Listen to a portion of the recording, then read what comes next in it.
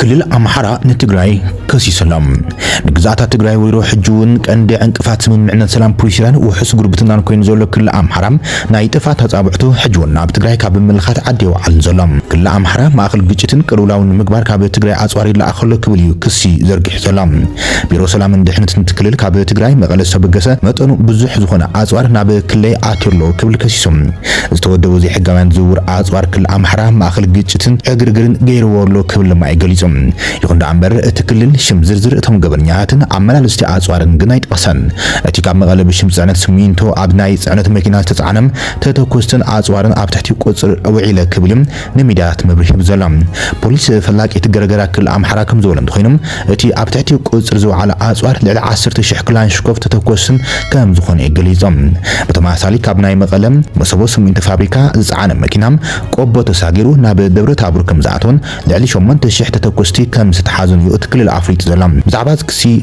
كل الامحرة زملكت زاجيد بوغن تجراي استبهال نقر يلن يخون دا امبر زي حقاوي زور عاصوار عبدوبات كلاتن هاقراتن لمتريا يوم كل الامحرة قزعتا تجراي ويرو بمهلاون لتجراي حجم مخصاص نقن اجندا نمغيار ونكون كم زخليق متعلم تكلل منسيات نابوج العطوفان بمتصنبار انصار منغس فيدرال زواغا زلو خوينم تجراي ون انصار كل الامحرة مس فيدرال كوينات واغا لا زبل توخا صحيح اجندا مفتار زعالم كون كم زخلون يم بزحات رئيتهم زغمطم بانك لمعت أفريقيا أبي إثيوبيا زلو سرحتنياتو كابتا هاجر كم زوز غليصم بانك لمعت أفريقيا أبلاتو بصتا إثيوبيا زغاطم من كلبات زغبو غبر መልሲ አይረክብን ብዝብል ምክንያት ኣብታ ሃገር ዝነበሩ ዜጋት ካልኦት ሃገራት ዝኾኑ ሰራሕተኛት ከውፅኦም ከም ዝወሰነ ኣፍሊጠሎም በቲ ባንክ ዝወፀ ናይ ጽሑፍ መግለጺ ከም ዝሕብሮ እንትኾይኖም እቲ ስጉምቲ ንዘቤታውያን ሰራሕተኛት ትካል ኣይምልከቶምን ኢሎም ባንክ ልምዓት ኣፍሪቃ ኣብ ዘርግሖ መግለጺ እቲ ቀንዲ ናብ ዝውሳነ ዘብጽሖ ብ31 ጥቅምቲ 2023 ክልተ ኣባላቱ ብኣባላት ጸጥታ ፊዖምን بزي ጉብ መስርሕ ንክልተ ሰዓታት ድሕሪ ምእሳሮም ምዃኑ ኣመልኪቶም እቲ ባንኪ ነቲ ተግባር ንዲፕሎማሲያዊ መስርሕ ዝጻረዩ ድሕሪ ምባሎም እቲ ጉዳይ ኣመልኪቶም ምስ ላዕለዎት ሰብ መዚ ተሃገር እንተዘትይሉውን ዝዕግብ መልሲ ዘይምርካብ እዩ ገሊፆም ሰራሕተኛት ትካል እቲ ሃገር ጠቂሎም ዝለቅሉ መቃን ግዜ ኣይተሓበረን ብመሰረት ክሳብ መስከረም 30 ብዝነበረ ሓበሬታ ባንክ ልምዓት ኣፍሪቃ ኣብ ኢትዮጵያ 1.24 ቢልዮን ዶላር ዘንቀሳቅስ 22 ፕሮጀክታት ከም ዘሎ ዝሓበረ ሮይተርስ ስራሕቱ ከመይ ክቅፅሎ ከም ዘየነፀ ረግን ገሊፆም ምክትል ሚኒስትር ፋይናንስ ኢትዮጵያ ዝኾነ እዮብ ተካሊ በተፈጻመ ዝተሰምዐ ሓዘን ንሮይተርስ ሂቦሎም እቲ አገልግሎት ዜና ካብ ባንክ ልምዓት ኣፍሪቃ ተወሳኺ መብርሂ ንምርካብ ዝገብሮ ፈተነ ከም ዘይቆንዕ ድማ ኣመላኺቶም ግብፂ ንኢትዮጵያ አጠንቅቃላም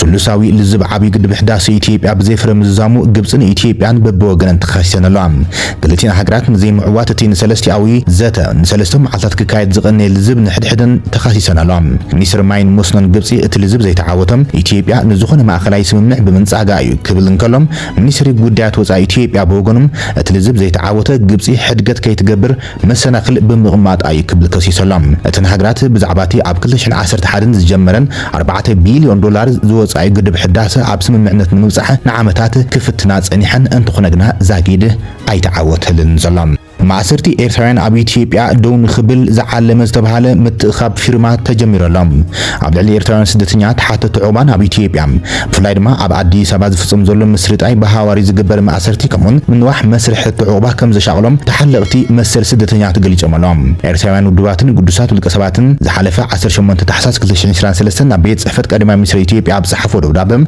من قصة هاجر عبد الله إيرتران سدتنيات بصح ظلم مكلبات دون خبل سجمتي كوسدز أو تقريبا ميام እቶም ተሓለቕቲ ንጥራዓንም ዝድግፍ ፊርማ ምእካብ ብምጅማር ቅዳሕቲ ደብዳቤ ናብ ላዕለዋይ ኮሚሽነር ስደተኛታት ሕብራት ሃገራት ማእከል ተጣበቕቲ ሰብኣዊ መስራት ኢትዮጵያን ካልኦት ዝምልከቶም ኣካላትን እውን ቅዳሕ ከም ዝለኣኹ ኣመልኪቶም ኣሎም ተሓላቒ መሰል ስደተኛታት ጆርጅ ገብረስላሴ ኣብቲ ሃገር ብፍላይ ኣብ ኣዲስ ኣበባ ኣብ ልዕሊ ኤርትራውያን ስደተኛታት ግፋእ ማእሰርቲ ጭውያ ክፍፀም ከም ፀንሐን ዘይተዓደነ ገንዘብ ክኽፍሉ ይሕተቱ ከም ዘለውን ገሊፆም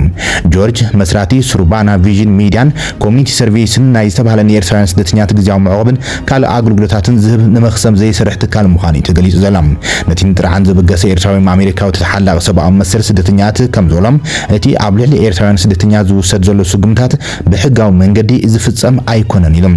ነዊሕ ዓመታት ካብ ኤርትራ ዝሃድሙ ስደተኛታት ናብ ኢትዮጵያ ኣትዮም ዕቁባ ክሓት ጸኒሖም እዮም ብፍላይ ድማ ኣብ ሱዳን ብሲንኪ ዝካየድ ዘሎ ውግም ዋሕዚ ናብ ኢትዮጵያ ዝኣትዉ ኤርትራውያን ስደተኛታት ኣዝዩ ከም ዝወሰኸም ጆርጅ ገብረስላሴ ገሊፆም ይኹን እምበር ኣብ 2020 ኣብ ልዕሊ ትግራይ ዝተኸፈተ ኩናት ጆኖሳይድ ሽዒቦም ኤርትራውያን زغربو حتى عقبة ملاش كم زيرخبن نايم مزقام مسرحون كم زيت رأين اتي تحلقي مستر سدتنيا تزاري بلام دكان استيو هساناتنا عرقاوان زركبوم كاب سودان تمزابيلهم نام معسكر متمان كومرن زعاتو ويرتوان بزي أفعال لا يقرفهم يقودو يشوين صوتاو عمس يفتسوا من عالو عاسمات عب كل تيوبتات نايس تقتلوا الكسبات بس حنا لو قبل تي ناب بيت صحفت قدما مصر إثيوبيا صحافو دبداب ملاخيتهم كاب قرباوان جمير دما يرتوان سدتنيا تحت عقبان اب عدي سبا مصر تعين مع اسرتني بصحم كم زله يغنيصم ات مع اسرتي ورقت ابزي بلوم دي زفصم زله زبل حتى زقربل جورج اتسغمتي بعال ما اي زغبر زله بمبال ورقت زلومن زيبلومن كم زسرن نخوصو دما ገንዘብ ይሕተቱ ከም ዘለውን ሓብሬታ ከም ዝረኸበ መላኺቶም ካብ ዝኾነ ይኹን ቦታ ይገፍዎም ከም ዘለው እዩ ተሓብሬታ ዘመላኽት ብምባል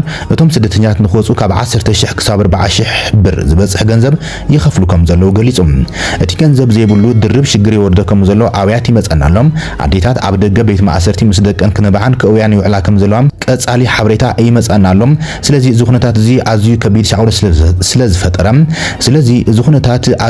ሻዕውለ ስለዝፈጠረ ብዝተኻለና መጠን ድምፂ ክንኾኖም ዝሓዳሽ ናይ ጥርዓን ወረቐት ወይ ከዓ ፔቲሽን ተጀሚራላ ክብል ዕላማ ናይቲ ጥርዓን ኣብሪሆሎም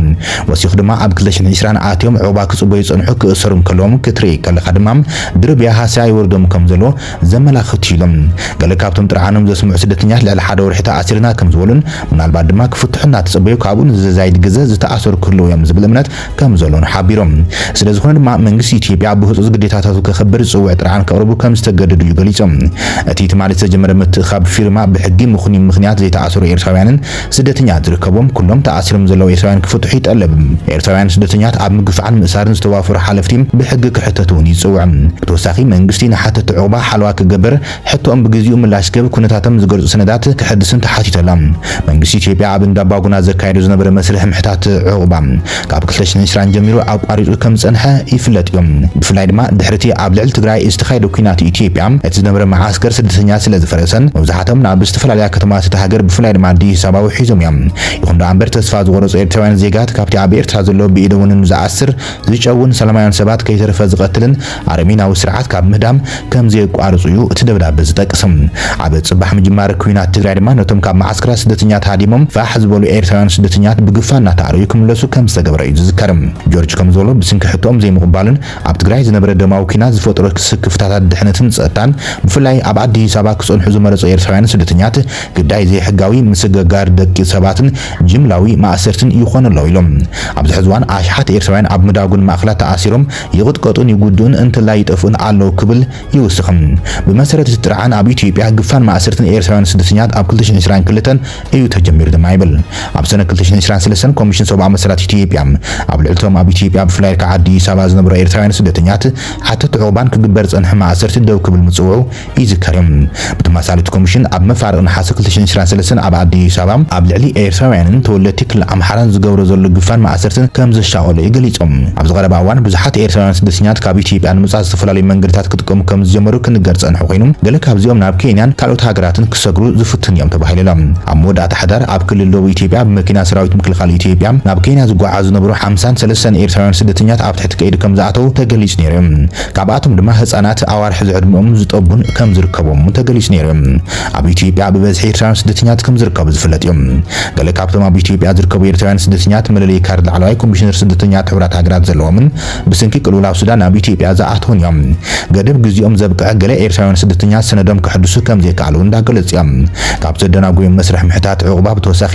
ምስርጣይ ብሃውሪ ዝፍጸም ማእሰርቲ ስቃያትን የጋጥሞም ከም ዘሎ እዮም እዞም ኣብ ቀረባ እዋን ዘጋጥሙ ፍጻመታት ድሕነትን ዕቁባን ደልዮም ካብ ኤርትራ ሃዲሞም ናብቲ ሃገር ዝኣተዉ ስደተኛት ኣብ ኢትዮጵያ ከይስምዖም ከም ዝገብረዩ ጆርጅ ገብረስላሴ ገሊፆም ብዓይኒ ፖለቲካ ዝኾነ ይኹን ምትፍናን ክፍጠር ከሉ ነቲ ስደተኛ ኩሉ ግዜ ግዳይ ዝገብር ኩነታትን ተርእዮን ይረኣዩ ብምባል መንግስቲ ኢትዮጵያ ኣብቲ ጉዳይ ህፁፅ ስጉምቲ ብምውሳድ ዝተበደለ ዳግማይ ከይብድል ክገብር ፃውዒቱ የቕርብ ኢሎላ ኣብዚ ሕዚ እዋን ኣብ መንጎ ስርዓታት ኢትዮጵያን ኤርትራን ሓያሉ ፖለቲካውን ዲፕሎማስያውን ምስሓብ ዓሲሉ ዘሎ ኮይኑ ምናልባት ናብ ወተሃደራዊ ምስሓብን ግርጭትን ከይኣቱ ድማ ተሰጊዩ ዘሎ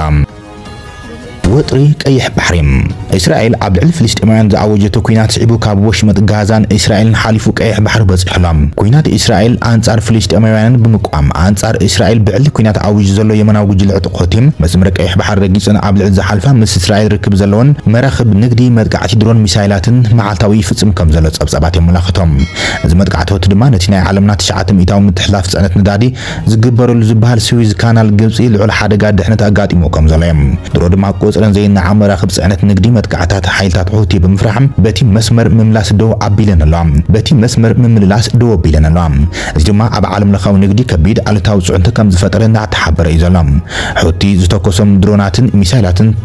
تمكتن زل امريكا دمام عالم لخاو بدو عالم لخاو جبر مرسي يدلي بمبال حد جبر حيلي لوخ اوبريشن قيح بحر جميرالام اب قيح بحر دما مراخب كوينات امريكا درو دهساس كم زجمر اي تغليص زلام بينتاغون كوينات انصار حوتي دما اب تحلف سمون اوجام نتي مناو جل عطق بوغن ولا مس امريكان موغا دلو كم زخنن اب قيح بحر زفصم متقعتات كم زقصللني افريت زلام كابزي بتوسخ دما ونانيت سويز كانال زخنت جبص دما عند حقوق وطبع زخنه اتي كانال كاب سرح كي بوكر اب لعل شاولت وديقا يزلام جبصي كابتي كانال لعلي 9 بليون دولار عمتاو اوتت كم ترخبل زفلت خوينم اب مسمر قيح بحري حوتي بزفصمو زلو متقعتي نتي مسمر زتقومو نغادو صنت مراخب نتي مسمر غديفوم بدو افريكا كيب اوف هوب جود بتقام كم زجمرن جبصي كلته ميتاو كاب حفشا اوتتوش تعدي زشفنلام مسمر كانال سراح دو كيبلي تسغي زلام بزير ما جبصي اب لعلتي دحري ب 2017 نقاز اوروبيان اب تحتي امرت عرب زتواغوتو هوتي كوينات كتوج كم تغل صبصبات ملختلام شعقا حزون جبصي اتي كانال كاب سرحو اي بخرن تبلت لاقيت لعلي 55 مراخب جن نسويز كانال قديفن ناب مسمر دو افريقيا كم زور اي تغليص زلام زي كم زيلن كل دما مراحي حماس نزت ناب جبصي كايرو كم زاتون تغليص زلام جبصي دليت اسرائيل فلسطينيان كاب غازا ناب جبصي كغعز مغباري بمبال كسيسام مراحي حماس اسماعيل هانيال اب غداي كوينات غازا مسمر حت جبصي نمزتايم كايرو اتي زلام علامات دما اسرائيل اب غازا امبيراتو زلا كببان تكايدو زلا كويناتن دون مبال زتعاغت سبات ملقاقم زعالم يتبحللام بشمغالነት ግብጽና አሜሪካን አላዛብነት ኳታርን እስራኤል ሐማስን ስምምዕነት ምቁራጽ ጻበው ገይሮም ነይሮም ካንትኹንም ተሞሊሶም ናብ ኩናት ሞታም ዝዝከርዮም ብምኽንያት ኩናት ልዕሊ 19000 ፍልስጤማውያን ከም ዝተቀተሉ ጸብጸባት የመላኽቶም ተሐዚብ ቀይሕ ባሕር ዝምዕብል ዘላ ሓደገኛ ኩነታት ድማ ኩናት ጋዛ ናብ ቀይሕ ባሕሪ ክልሕም ከም ዝኽእል ዘመላኽት ኮይነሎም በዚ ድማ ኣብ ገማግም ቀይሕ ባሕሪ ዝርከባ ሃገራት ድማ ናብ ዘይምርግጋዕ ከኣትዋ ከም ዝኽእል እዩ ዝግለጽ ዘሎ አሜሪካ ሓለዋ ቀይሕ ባሕሪ ሓደ ዓለም ለኻዊ ልኡኽ ድማ ሕላው ከም ዝገብረት ማል ጸብጽብናይና አሜሪካ ሰራዊታ ኣብ ዞባ ፍረትለን ከምውን ዘተኣናግዳ ሃገራትን ኣብ መስመር ቀይሕ ባሕር ዝግበር ንግዳዊ ምትሕላፋት መራኸብ ብዕጡቃት ሕቲ ዝበጽሕ ዘሎ መጥቃዕቲ ድሮናትን ሚሳይላትን ምክልኻል ዝዓለም ሓይሊ የጣይሻሎም ሚኒስትር ምክልኻል አሜሪካ ሎይድ ኣብ ዝተፈላለዩ ሃገራት ማእኸላይ ምብራቕ ዑደተ ተሳሊጥ እዮም ኣብ ባህሪን ትረኺቡ ትማሊ ኣብ ዝሃቦ ፕረስ ነቲ ብሓይልታት ሕቲ የመን ኣብ ልዕሊ መራኸብ ንግዲ ኣብ ቀይሕ ባሕር ዝፍጸሙ ዘሎ መጥቃዕታት ነቲ መስመር ዘሪግዎ ከም ዘሎን ሃገሩ ጽንኩር ስጉምቲ ኣብ ልዕሊ ትጉጅለ ከም ተወስድ እዩ ኣጠንቂቖም እቲ ልኡኽ ድማ መሳርሕቲ ሃገራት አሜሪካ ዝኾና ኣብቲ ዞባውን ዝሕወሳሉ ምዃንን ተዘሪቦሎም ብስንኪ መጥቃዕቲ ኣብ ልዕሊ መራኸብ ጽዕነት ድማ ብዙሓት መርከበኛት ናብ ቀይሕ ባሕሪ ዘእቱ በሪ ቤብ ኣልመንድ ብምእታው ከም ዘቋርጹ ኣዘኻኺሮም ማእከላይ እዚ አሜሪካ ኣብ ዝሓለፈ ሰኒ ኣብ ልዕሊ መራኸብ መጥቃዕቲ ከም ተፈጸመ ገሊጾም መጥቃዕቲ ድሮንን ባላስቲክ ሚሳይላትን ሕቲ ብተመሳሳሊ ኣብ ጥቕኡ ከም ዝተፈጸመ ማእከላይ እዚ አሜሪካ ገሊጾም እዚ ዓለም ለኻዊ ቡድሆ ዓለም ለኻዊ ግብረ መልሲ ይጠልብ ክብል ድማ ሚኒስትር ምክልኻል አሜሪካ ሎይድ ኦስቲን ተዛሪቦም ስለዚ ዝኾነ ድማ ኣብ ባህሪን ኮይኑ ሓደ ዓለም ለኻዊ ኦፕሬሽን ሓለዋ ብልጽግና ቀይሕ ባሕሪ ከም ዘጣየሸ ገሊጾም የመናዊ ጉጅለ ዕጡቕ ሕቲ ንናወቲ ክፋላት ቀይሕ ባሕሪ የመናዊ ጉጅለ ዕጡቕ ሕቲ ንነዋሕቲ መስመራት ቀይሕ ባሕሪ ዝንቀሳቐሰሎም ብምዃኖም ብሓገዝ ኢራን ስትራቴጂካዊ መጥቃዕታት እንዳፈጸሙ እዩ ዘሎም ሕቲ እቲ ዝፍጽሞ ዘሎ መጥቃዕቲ ድማ ኣብ ልዕሊ ምስ እስራኤል ርክብ ዘለዎን መራኽብ ምዃንን ዝገልጽ እንተኾነ ግና ኣብቲ መስመር ቤብ ኣልሜንደብ ከቢድ ድሕነታዊ ስጋኣት ፈጢሩ ብምህላዎም ልዑል ቅልውላው ክፈጥር ከም ዝኽእል እዩ ብዙሓት ስጋኣቶም ዝገልጹ ዘሎም አሜሪካ ግን ኣብ ልዕሊ ጉጅለ ዕጡቕ ዘየዳግም ስጉምቲ ክትወስድ ከም ትኽእል ምፍላጥ ኣስዒቦም ሕቲ እውን ዓጸፋዊ ምላሽ ከም ዝህቡ ይተሓንዩ ዘሎም ሓገዝቱ ኢራን እውን ብተመሳሳሊ ኣብቲ መስመር ዝካየድ ዘይምርግጋዕ አሜሪካ ተሓታቲት ገይራ ዘላ